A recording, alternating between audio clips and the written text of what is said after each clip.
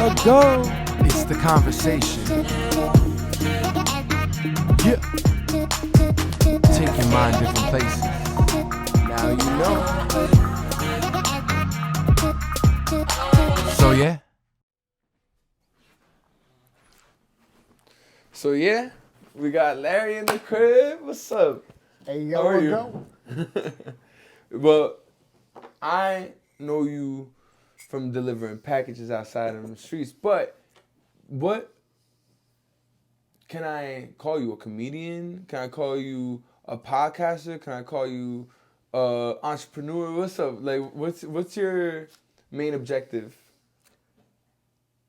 All of the above. Comedians on the top of the list. One day I want to be a life coach. Okay. I am working on a TED Talk. All right. And What's it gonna be a TED Talk about? spirituality. All right, let's dive into that. What kind of spirituality are you into? A whole lot. Lately,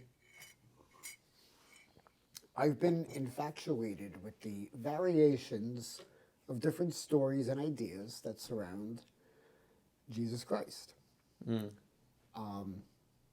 One of my favorite ideas that I came across and think it should be well accepted when it's really not, it seems, is to stop thinking of it as individuals and start looking at it more as a metaphor of a consciousness. The idea of a Christ, an Antichrist, can be drawn up much similar to the old love and fear chart Okay. that people at times talk about. And in our current day of affairs, I would say the world is blanketed by an Antichrist consciousness. As we see day by day what is getting all the attention. It's a lot of negativity. So you're trying to say that religion is still trying to manipulate the minds of people in its course to this antichrist perspective of society? Maybe it's not religion per se, maybe it's media. They play a part hand in hand. But yes, media, propaganda, 110%. Take somebody like my mother, very hardline Catholic Christian, will take the Bible as like an autobiography. Those really happened as to, I perceive it as, it's more of a story with an example. It's life lessons to be a good person. In that aspect, I don't. You don't think it's a bad thing? It's not bad. Yeah. I don't say as someone who's not very religious, I don't frown upon looking into the Bible and reading through it. I think it's cool. Yeah. I think it's cool because I don't feel obligated as many others interpret it.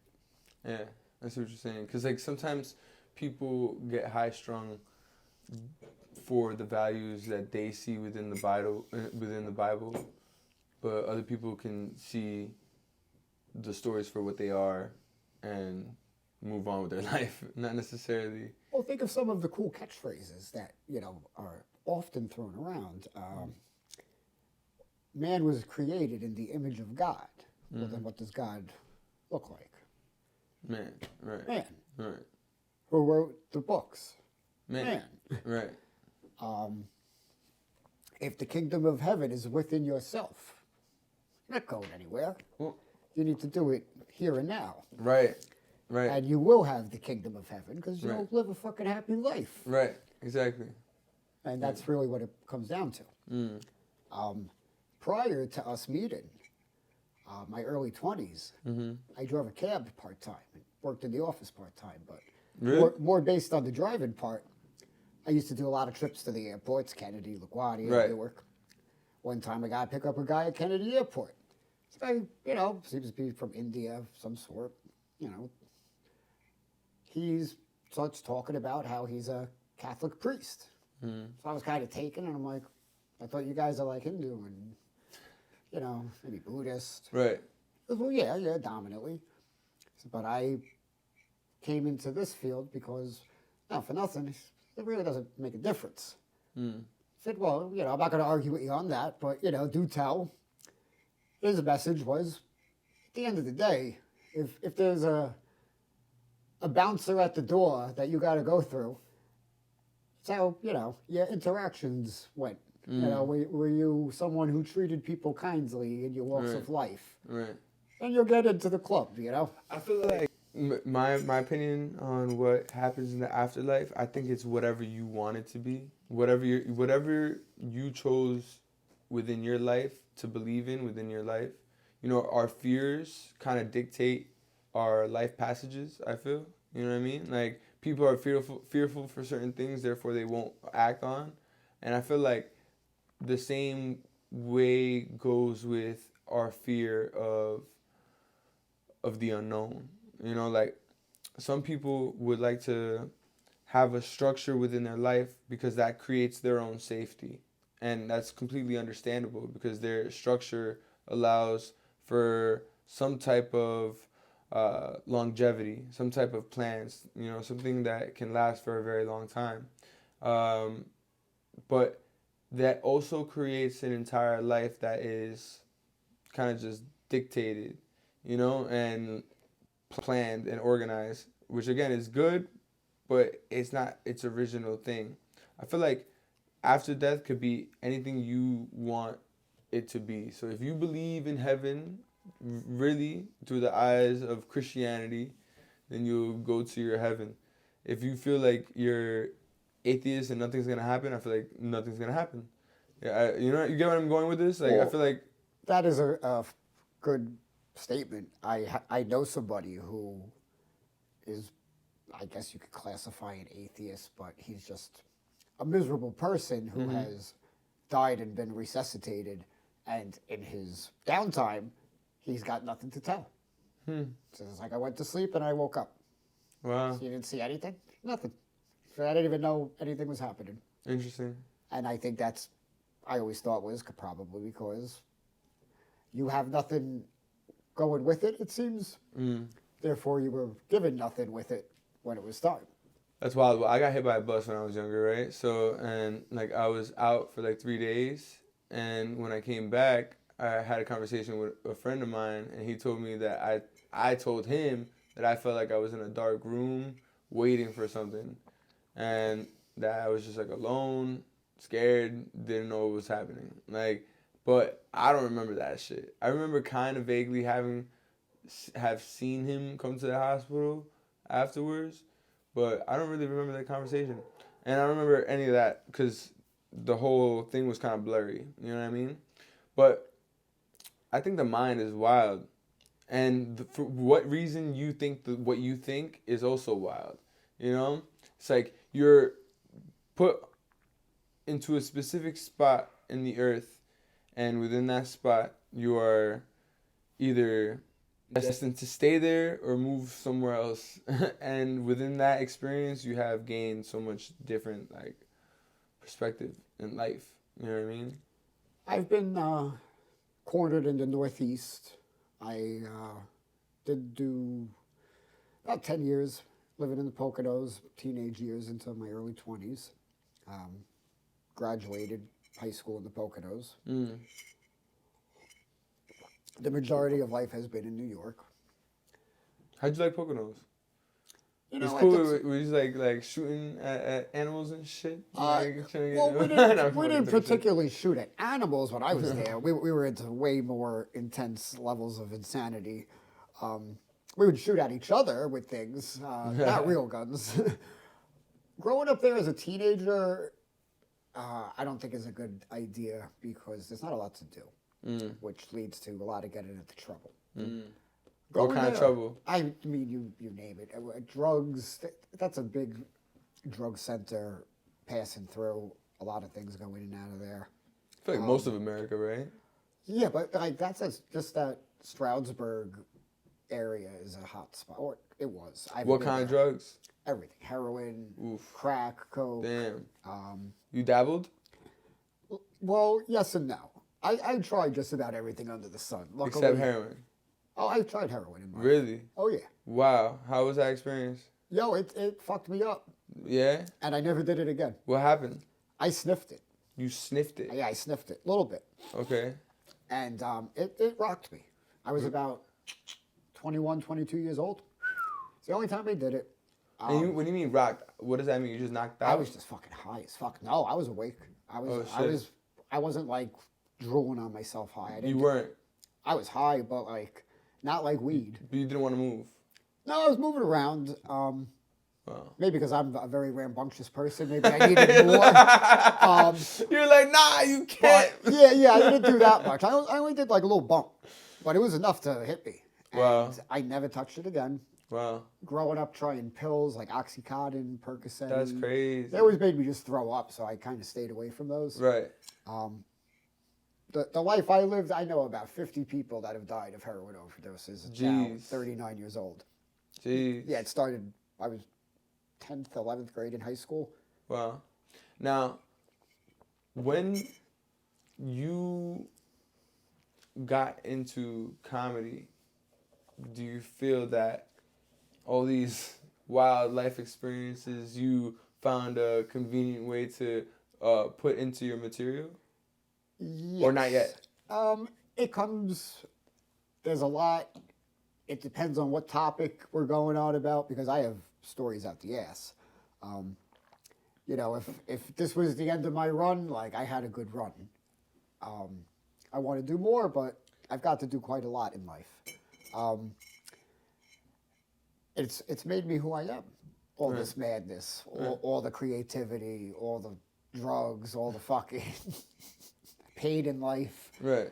And all the good times as well, you know, meeting good people along the way. Yeah. You got to balance it and mix it all together. Right. And if you do good, you know, you get quite a story to tell. Near in my 40s now, I definitely hit midlife crisis stage. What is that?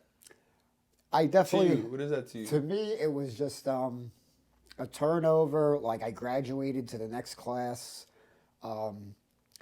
became more responsible, less reactive, less angry.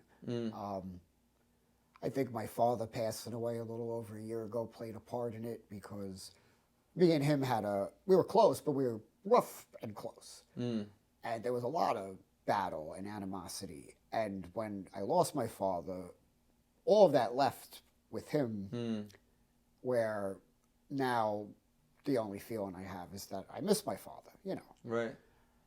And I think that was an important part of developing as a person and where I was going, my jump into comedy.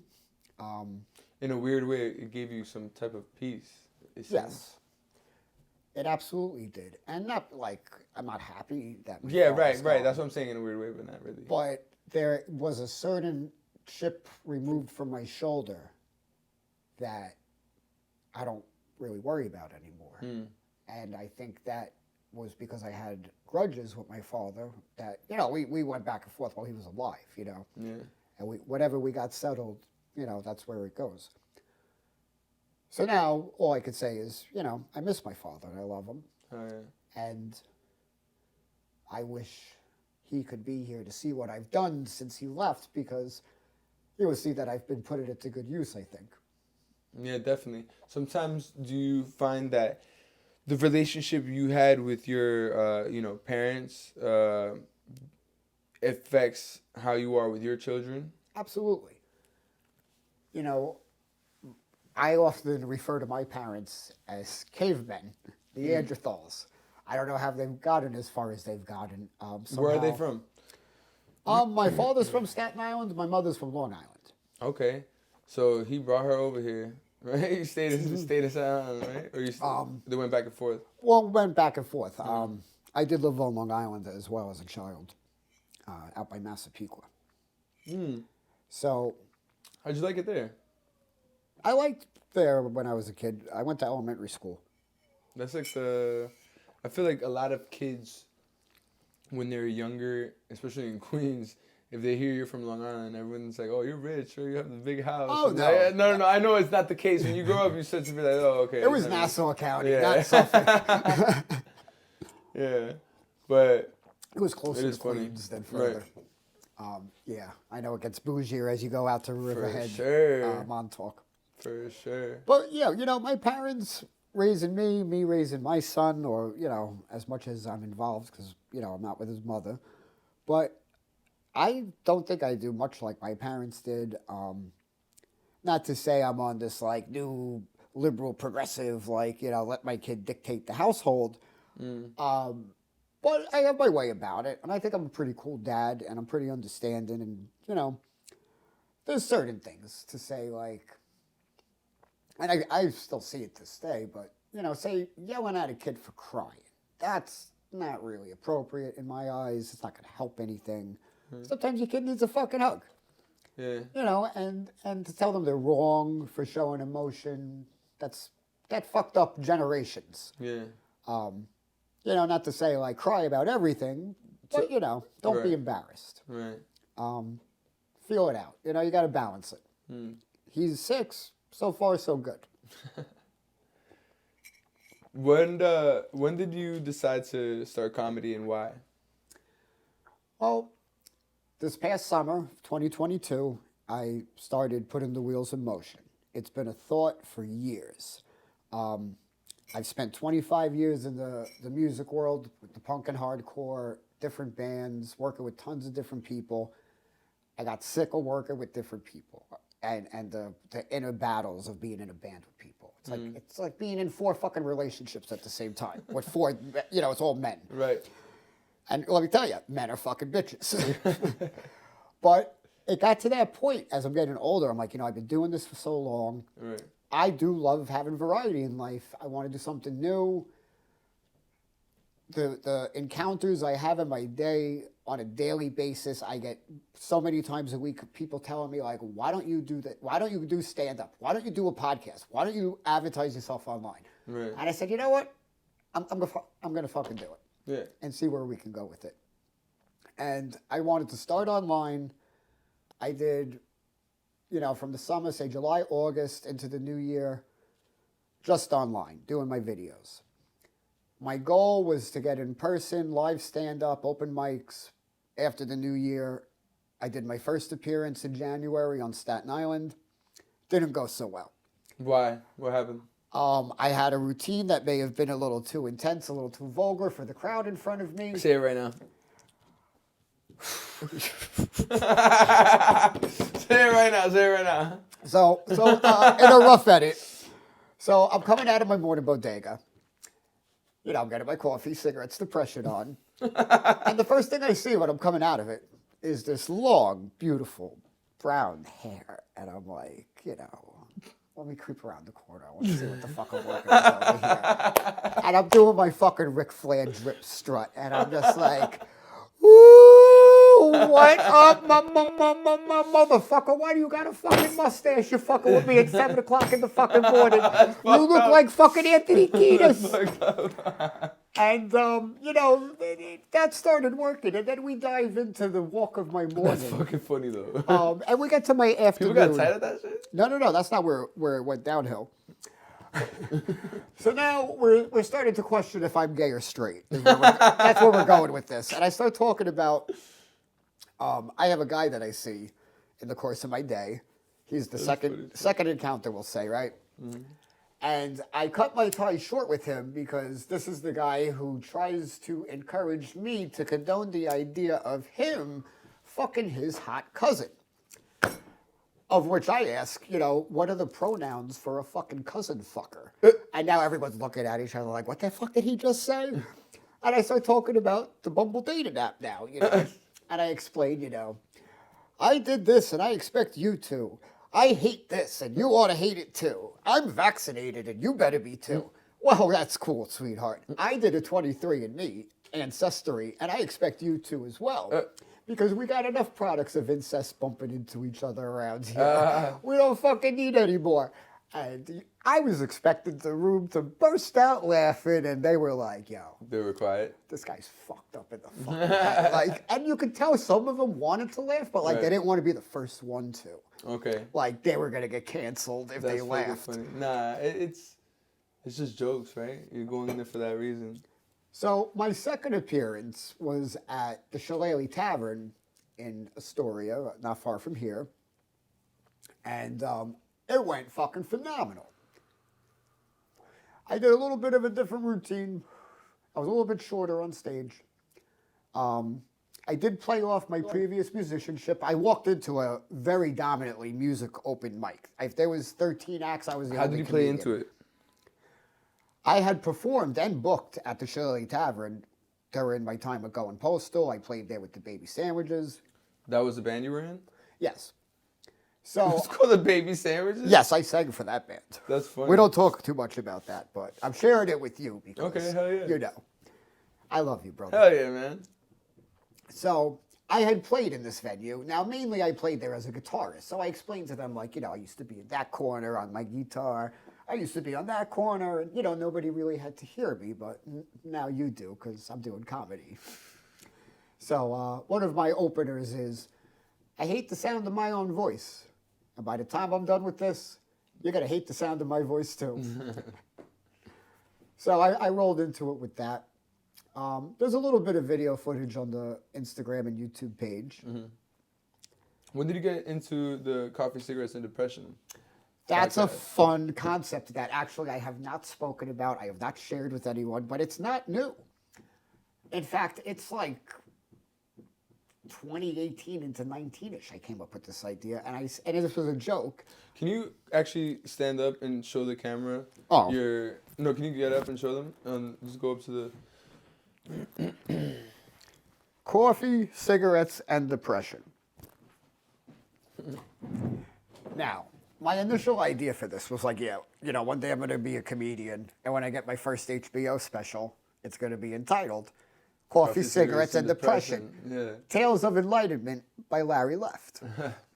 And I even said, you know, if I ever get a sequel, I got the sequel name ready to go. And this is where I make it canceled. Coffee, Cigarettes, Depression, and the Special Olympics. that was my follow-up. And I came up with the idea. I came up with the idea because coffee, cigarettes, and depression has been my diet for about the past decade. Mm-hmm. So you know. That's how you get up in the morning and do your thing. This is how I survived. But then it's also kind of, in its own twisted way, hilarious because you keep it going. I like your short skits that you do on Instagram. The one that you most recently posted, it hit a political twist to it. Do you want to share it or? Give me one moment to recap what I did this morning. I like that one. That was good. Oh, so this morning, you know, I got up early. I get up even on my days off, fucking 5:30, 6 o'clock. The first headline I see when I put on, you know, my laptop at home, Joe Biden makes a surprise visit to the Ukraine, and oddly enough, today's President's Day in the United States today. Go Brandon. So, what the fuck did I say?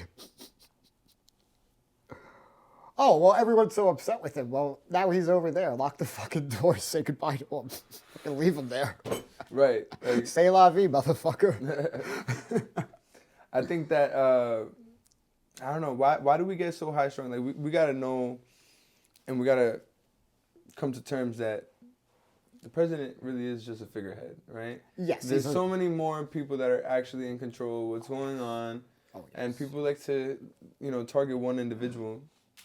I think, you know, certain presidents like Trump was an easy target because all the shit that he would say and do is just so wild, like wild in comparison to other presidents. Oh, absolutely. That Donald Trump.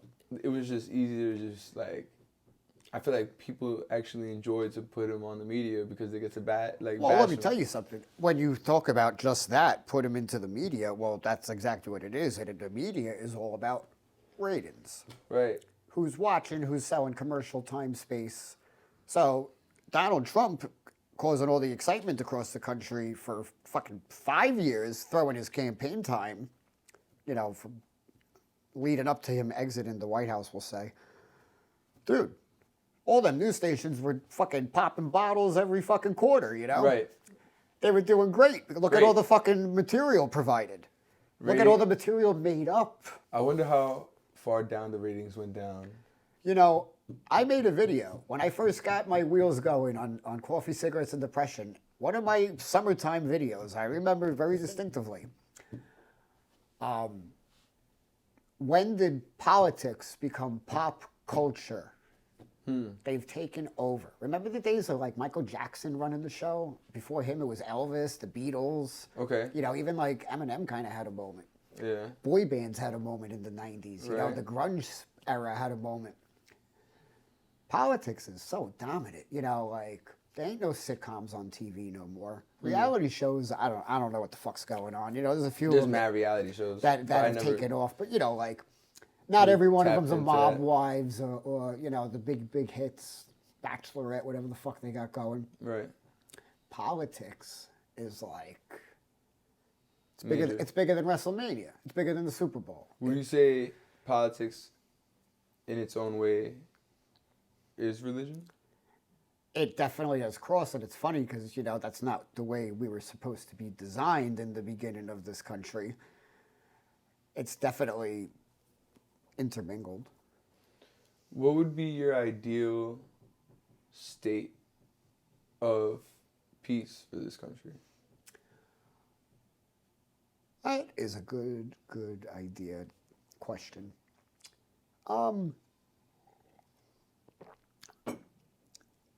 You need people to be able to live comfortably and get by. And when people can do that, they will normally live on a more happy side of things. Of course, we all have our hiccups. Shit's going to happen. That's life. However, leading more towards the positive. If you have that going, people making money, paying their bills, they still got money to live a life, you know, have time to live a life. You get a fucking better behaved society out there. Quality of life. Quality of life. You have less people who are lashing out of desperation. Right. Less people living in poverty and watching everyone else walk around while they got shit. You know, I'm not saying we all should live in this communist-esque lifestyle where everyone is equal because, you know, the government says so. But, like, people should have an opportunity to succeed. You know, like, I don't want to see people fail. I want to see people live their best lives. I don't care what corner of the world you're from.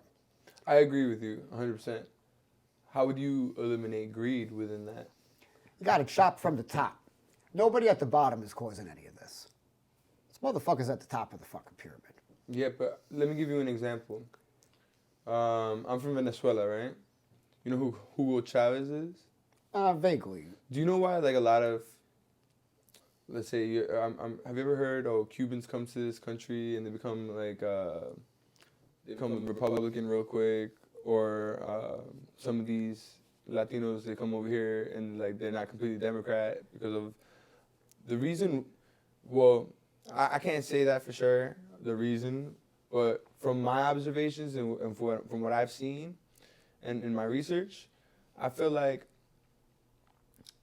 the problem with people coming in saying, oh, this should be the case for everybody, and then chop down from the top, what we were just talking about, right? The problem with that is that when you replace it with the system that you would think is gonna actually be equal and fair, it doesn't go down that way. It just replicates the same problem. So when Hugo Chavez came into power, he took the minds of millions because he helped millions of working class people. He was a cadet in the Venezuelan army and, you know, took control of the military, had people in high governmental positions killed, and then took his position as president and stayed in that for about 20 years. You know, he took control of the radio stations, so that was it was only like 2 or something like that. That's huge, because that's like the only way people get to hear what's going on. So imagine if you're the guy running the radio station and you're the president, you're having complete, manipulation of the people. But he helped millions of people, right? He did. He really did. But then what happened? Venezuela ended up becoming a country with massive debt towards Russia and China. A country that could have been as rich as Saudi Arabia because of its petroleum, and now is money has depreciated to such an extent that water is more expensive than gas there, because gas is just, they have a lot of it. They have it going there. That's some shit, right? That is some shit, and So the thing is that when people upsetting. a bit, but that's why when people come over here and they think that like, oh, these people are gonna fight for us, it's like, how do you know that? You know that until you know that until you're not on their side anymore. You know what I mean? Everybody has their own flock, and not only America but the world. So, like, realistically, it's very, very, it seems impossible to find peace within it all. What I think, like, I studied urban studies back in college, right? I was really into finding out the reasons why we are the way we are, and why things are set up for some people and not the others. And I genuinely think that people need to be more involved in their community. That's literally the only way. If people are more involved in their community, then there would be more demand for quality of life and more demand for reconstruction and building. But you have to actually be a part of it. Sometimes I feel like some people want it to just get signed, paid for, done by other people, and just boom, boom, boom. Not many people want to work. That's a great concept that you bring up, because so many people that show up to like rallies and protests, and they want to change all these things that are so out of their control, and they step over and neglect to look at the very little community that they live in. Like, let's just say, for instance, Occupy Wall Street had a lot of out-of-towners downtown Manhattan that were not from New York. They came all the way over here to protest, the government, when they abandoned, their local everyday life. Like, you totally skipped over your very surrounding community. Right. So a lot of people want to change things globally that are so hard to accomplish. Right. When you can control your smaller community. Right. And even, part of where I'm going with all of this, and obviously I'm a person who has a mouth and I have a lot of ideas. One of my other ideas would be going into politics. You want to go into politics? I would love to go into politics. Because, why? well, because there's a lot of things on a local level that could be maybe done, and if I moved up the ladder into a more national level, let's just say, for instance, I'm not one to boss people around. I wouldn't maybe enforce medical mandates of any sort, where I'm more lenient and believe in options. If you want to do it, do it. If you don't want to do it, don't do it. We're not going to sit here and bicker about it for months on end. Right. But, everything... How would you establish something like that? What, getting into campaigning? Right. I would have to Do your research. do my research, yes. Figure out where exactly I would be going into, like a councilman, assemblyman, low-level stuff to get my foot in the door. Hell yeah. It's doable. There's a guy from the music world that did it in Brooklyn. I forget his name, but he's from a well-known hardcore band, and now he's in a political chair. Really? I don't think he's an active musician or full-time anyway, maybe limited appearances. Interesting. I'm sure at least one person watching this knows who I'm talking about and knows better than I do. Do you find yourself in a state of really knowing yourself and feeling confident that that's why your delivery on stage comes across very natural? Yes, that plays a part. I am me. It's been a long journey to today. Mm-hmm. And I get nervous, you know. I have stage fright. But it's good you use that, right? It's good to experience all feelings, you know, to be embarrassed, to be Right. nervous.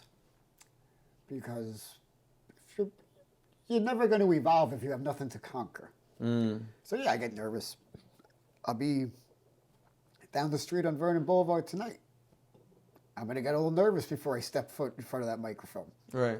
I'm going to be looking at my notes. I'm going to want to not be bothered for like an hour or so beforehand.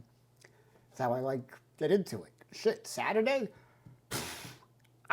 My first time promoting, like, I'm going to be here. Right. Kind of last minute, but I'm sending it out. The place wanted people to bring people in that were performing. I did my damn best. I got a few people to come to. So now people are responding to me. Okay. And I mean, everyone is all they're telling me why they're not going to make it. They're bullshitting about random things. Right. One of them called to tell me his comedy routine, and I'm like, that's great. I'm like, I got to get mine together for tonight. I'm sorry. I don't mean to be rude, but, you know, now's not the time. Right. When I'm done, that's sure. Yeah. But leading up to until I get on stage, my cousin, he made an appearance on the Instagram page, Wild Bill. Mm. He's a little bit older. He's an actor. He is, you know, a more, hate to say it, but like stereotypical Staten Island Italian, hard-headed. Give me an example of that. Oh, God. Well, here's your example. He had called me. I ignored the call. He left a voice message. I don't check voice messages. I waited for the fucking thing to fill up so nobody could leave a voice message ever again. I just let it be. So he's like, oh, I left you a voicemail. And I'm like, well, I called you back. Like, I could see who's calling me. You know, like I was in the middle of doing something. I'm like, what's up? He's like, oh, you going to listen to the message? And I'm like, no. And he's like, well, I heard you going to listen to my message. And I'm like, I don't listen to voicemails, voice messages, whatever you want to call them.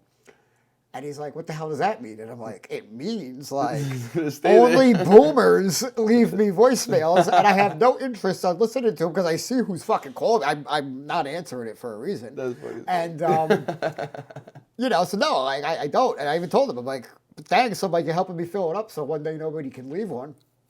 And then, you know, we talk for a minute, and I tell him, I'm like, listen, I only got like 2 minutes, so like I got to get ready to go. I'm like, so what's good? What's up? He's like, oh, I just wanted to wish you luck, blah, blah, blah. I'm like, all right, cool. I'm like, what are you doing? He's like, oh, I'm working. I'm like, all right. I'm like, what are you, out of town? He's like, no, I'm doing something, you know, virtual online. I'm home. I'm like, all right. Well, okay, you do your thing. I got to do my thing. Oh, wait. You know, what if one day somebody calls and they're like looking to give you a job and they left a voicemail? And I'm like, Bill.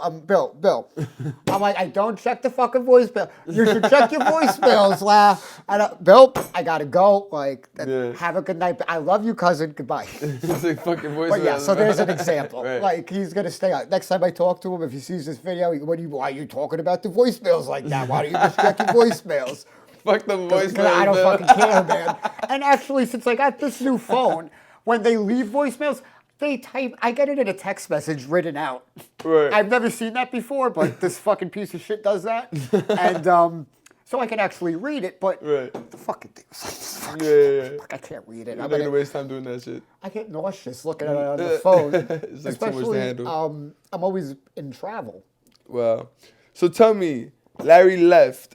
What are your plans? What do you want to do in terms of your comedy? Where would you like it to be in terms of your podcast? Where would you like it to be? You have merch that's really, really freaking cool, and you said you're going to give me a sweater. I'm going to hold you to that. Medium. Black. Most definitely. That what's going on? Like, what's your ideal setup? So, Friday, I did a film shoot, For what? a short film. I was recruited. I played a pawn shop clerk. Dope. You know, I got maybe, we'll see me in about a 90-second scene in this short. It's called Hustle Mode. I do not know where it's going to be platformed. I'm sure at least YouTube will get it. It's being done by these young kids. Okay. They came at me on the street, and it seemed to work out well. I'm hoping they call me for something in the future. Oh yeah.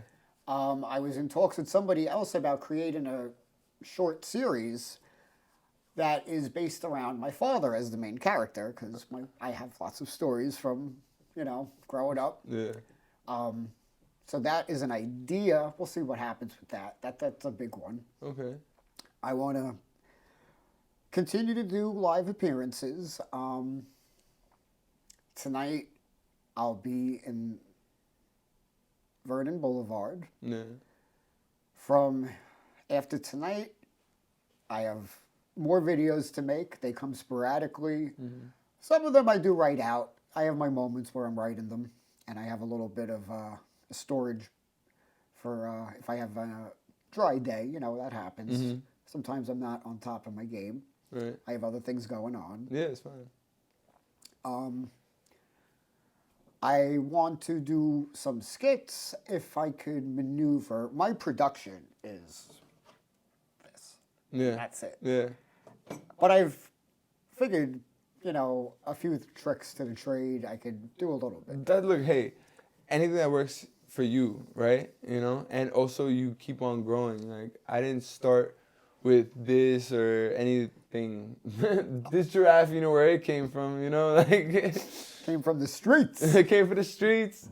Excuse me. Yes, and sometimes things just take time to grow and develop. I got a lot more to learn. I know that, you know, it's a lot. It's a lot of growing, I have a shaving. great idea of a collaboration for me and you, Mr. Music Man. Do you want to say it right here, right now? Well, my end of it would be, you know, hey, yo, good morning. Welcome to Coffee, Cigarettes, and Depression. Hey, yo, good morning. If this is your idea of the word progressive, you're fucking bananas. B-A-N-A-N-A-S. Have a good day, everyone. And be good to one another out there. Of which I want you to sing in the background. Because it's fucking bananas, fucking bananas, fucking bananas, fucking bananas. I can send you an audio track of me doing that, and then I should like lay out a guitar riff for it, since I could do that look. at home. If you send me a riff, whatever, send me the document, the audio document. I'll get it on. I'll do. What'd you say again? It's fucking bananas. It's fucking bananas. It's fucking I mean, bananas. it's gotta be smooth too. You know, I want it to be like a love-making music. Oh, okay. Because the way you You know, said it's it. like the beat's gotta, you know, more That's funny. R&B. That's funny as soulful. fuck. That's funny as fuck. All right, hell yeah, I'll do that shit. Since I've started doing all of this, I have barely touched my guitar. Yeah? What's I going am on? How learning. come? I have just not been You motivated. haven't found the time? Or yeah, you haven't been motivated? I haven't had the time. Nah, you should go back to that. You just wasn't motivated. Because if you were motivated, then you would make the time. Absolutely. And don't get me wrong, I listen to music all the time. Right. There's a few videos you'll hear a little bit in the background. Once in a while, I like to do that. I do share videos. I love doing my Turnstile Tuesdays. Nice. But yeah, I have not picked up my guitar. My amp is in my closet at the moment. I think my electric's in the closet too. The acoustic hangs up in the living room. I think the only thing I really do want to do is teach my son how to play. Yeah? That's awesome. He's into it. Really? Yeah, That's he's into it. awesome. That's awesome. You know, he's not falling into like a sports athletic Nah, type, but it but seems. he should definitely still get in. You got like, can I say something? I feel like every kid, doesn't matter, boy or girl, should learn how to fight. Should learn, yeah. like, go to boxing, jiu-jitsu, like, anything that has to do with, like, protecting themselves. A week ago, I already had to have a talk with him about a bully in his first grade fucking class. It's already begun. And, you know, he's a good kid. He's not a tough guy. And I don't want him to get picked on, obviously. Right. And you don't want him to be a tough guy either, because those tough guys, fuck them. It's just like, but he still gotta learn how to protect himself. He's got to know how to stand up Fact. for himself. And I told him, I said, listen, I don't want you to go around beating everyone up. I said, but if somebody puts their hands on you, you're allowed to defend yourself. And I said, go ahead, start punching my hands and let him go at it. And he did. Nice. And I told him, you know, one of the greatest things to come out of Jordan Peterson on Joe Rogan was, you know, it's better to be a warrior in a garden than a gardener in the war. You know. Yeah. You gotta be ready to stand up if you need to. So you're from fucking Staten Island, yo. Talk to me about Staten Island. Staten Island, let me tell you something. I am so happy in life that I did not go to school on Staten Island because I don't have any like elongated ties on Staten Island. Oh, other okay, than okay. Family members that are like, you know, for the most part, strangers with the So same you just last popped name. in and everyone's like, who are you? Well, I returned. I was born on Staten Island, but then, you know, I moved to Long Island. I moved to the Poconos, and then I came back to Staten Island. Now I'm 21. Okay. So my first go-to was music. I was playing in a band based out of Pennsylvania at the time still, and it went on for 2 years after I came back to New York. 2005 I came back. The band went to 07. So anyway, so my first thing was getting the band gigs over here, scoping things out. I found more to my advantage in the other boroughs. Coming into the city, Brooklyn and Queens, you know, the Bronx really wasn't for punk and hardcore. So that kind of got overlooked. So all my ties that I've made have mainly been off of Staten Island within New York City. Then I start meeting people on Staten Island. There was a rehearsal studio. That guy ended up booking shows at a bar, turned, you know, a venue. So yeah, you know, I eventually did meet people on the island. As far as present day goes, so most of them have left. You ever met Pete Davidson? I've never met Pete Davidson, but I will say this. He's hated, it seems, by a lot of Staten Islanders. Really? And I totally understand why. Why? Because he's getting pussy? No, because What? he's been outspoken about Staten Island and some of the personalities, mentality of the public that makes up Staten Island. And, you know, there is a percentage that it may fit. It doesn't mean everybody. But he's not wrong. And that's where people will be like, oh, well, fuck you, you know, siding with Pete Davidson. I'm like, well, you know, I kind of see what he means, you know. Definitely. Pete Davidson is a douchebag in his own ways, but what he says sometimes I kind of agree with. What makes him a douchebag? He's just, you know, he's like a poster boy for being played, and you know, he's bouncing around, dating Kim, fucking with Kanye West bullshit. Like, Poster you know, boy? I feel like he's just using what he got, and it doesn't really matter because there's no such thing as bad publicity, and like. No, you're not wrong. It's And like what you were saying before about like the bad comments. You like to attack those bad comments because at the end of the day, it's still feeding I into don't the let whole it bother thing. me. Right. I don't get a whole lot of them, but especially on my YouTube post, I occasionally get somebody who chimes in with some dumb shit, saying like, "You're fucking stupid and ugly," and I'm like, "Cool, thanks, man. You're like, you know, you're helping my algorithm flow." Somebody just randomly told me to shut up. I'm like, Just to shut up. why don't you hit the mute button? I clap back too. People say stupid shit. Oh, Not all the time. maybe a little more than a year ago, I'm proud to say I finally retired from Facebooking. Really? Arguing with people and getting into like the comment threads of, you know, especially on the political posts. And it is a fucking war zone. It is nothing but battlefield. People going in there fucking hot-headed. I mean, maybe it changed. I haven't been on it too much. I still have an account that just sits there. I like the Joe Rogan concept, posting ghosts. Throw it up there and don't Excuse look. me. Just throw it up there and don't look back. I go on there to steal some memes, you know, that I post on my personal page, you know, my little Skeletor memes and shit. Right. But otherwise, yeah, I don't really involve myself with it. And I've felt like such in better spirits since I stopped. Right.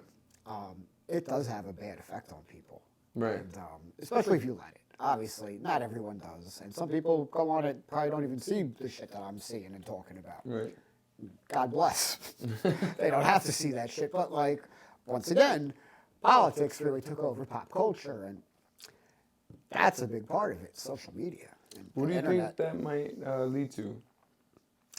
It's seemingly leading into a very fascist, George Orwellian future of, lack of privacy and emphasis on control, surveillance.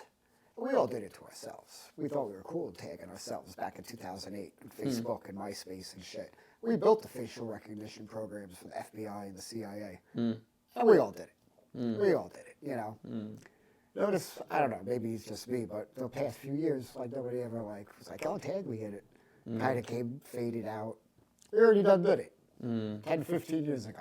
It's true. I have a CVS that I frequent on Staten Island. And when you walk in, the pharmacy straight back, there's a big screen from the surveillance cameras that you can see yourself walk in. And you see the little green boxes that go. They don't just go around your head. They go around your whole body. They monitor your motion, how your body language is. So let's just say, for instance, I go in there all the fucking time. If I ever went in there with like a King Kong monkey mask on, robbed the place, they probably know who it was. Just by the way, Yeah. because you have your own personal I work for the mannerism. strut, That's We all have it, We have the way we move. true. That's interesting, man. Where can you connect the people to find you? On YouTube and Instagram, both, you can find me at Coffee, Cigarettes, and Depression. There's little underscores in between the words. Other than that, I do not use any of the other platforms. I've been popping up in New York City to do live performances. I may one day leave New York and go on a little road trip. Okay. There's a few spots, not too far, we'll say, New Jersey, Connecticut, maybe down Philadelphia, D.C., Maryland, Baltimore. So I'm up for that. When I was in the music world, I was up for touring. I didn't get to do a whole lot of it, but I did travel some. And I like doing it. And it would be kind of fun, I think, to do solo. Hell yeah. Go out there on my own. Fuck We'll you rent the van? guys. Fuck you guys, I'm out. Rent the van? Renting the van, depends with cost of everything. Right. I'm not opposed to taking a train or a bus. Okay. And it's obviously only going to bring you into like city-like areas. Right. Is Is there anything you want to ask me? Not that I want to ask you, but I must say, when you approached me on the street with, yo, you got to check out my video, I was very like, yo, like, what the fuck? What do you got, a video? Like, what is it, like a cat video? Like, what is this guy like about to show me? And I had no idea that you did music all the time that we were friendly with each other. And I know I was always very vocal, wearing my band t-shirts and put fucking stickers all over the hood, So I would have expected, like, oh, I do stuff too, So you came out of left field, and I was so like, wow, I had no idea. And then to see, even as someone who's not so much a diehard fan of the genre that you cover, but I said, wow, like, he really did good. Shit is legit, The video works on point. So, Thank you, man. Hell yeah. I'm impressed. I'm Hell proud yeah. of you. Thank you, man. I think Hell you yeah. do great stuff. Even Thank you. For, I can appreciate, respect things that may not be Your taste. my taste in Yeah, stuff, yeah. It's not really what I listen to at home, but I still Right. think it's awesome that you do it, and Thank you're you. doing a great job with it. Appreciate you, man. Keep up the good work, man. Hell yeah. I like seeing you be productive. I like Thank seeing you. you taking the steps. For real, man. Yo, you too, man. I love seeing the content. I really love comedy. I'm a huge fan of comedy, and you're funny as fuck. Like, so yeah, Right. this is Larry Left. I'm glad you came through, man. Appreciate you. Ago, thank you Yes. so much, man. No problem. Ago. It's the conversation. Yeah. Take your mind different places. Now you know. So yeah.